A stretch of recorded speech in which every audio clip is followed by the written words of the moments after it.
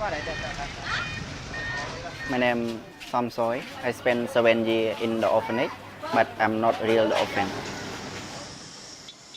This is Thomas Fuller for the New York Times in Phnom Penh, Cambodia. Cambodia has some relatively well-run orphanages, but far too many are not. And less than a quarter of children in orphanages are actual orphans, a misrepresentation that critics say is designed to attract foreign money.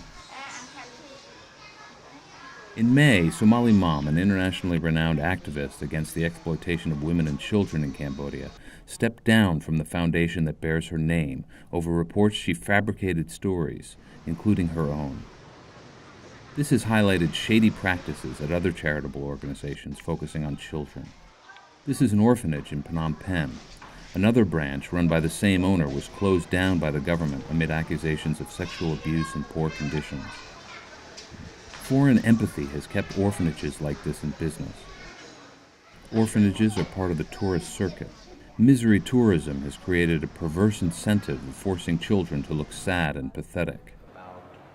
This is Hong Thierry, who spent more than 4 years in an orphanage, despite the fact that she comes from a happy family.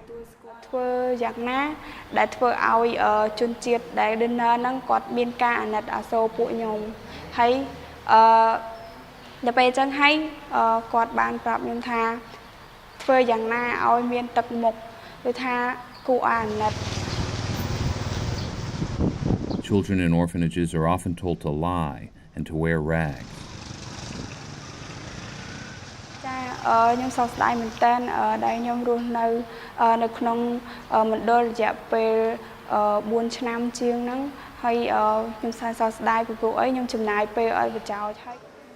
Uvi Rak, the founder of the human rights organization in Phnom Penh, says the number of orphanages were justified in the years after the Khmer Rouge, 3.5 decades ago, but not anymore.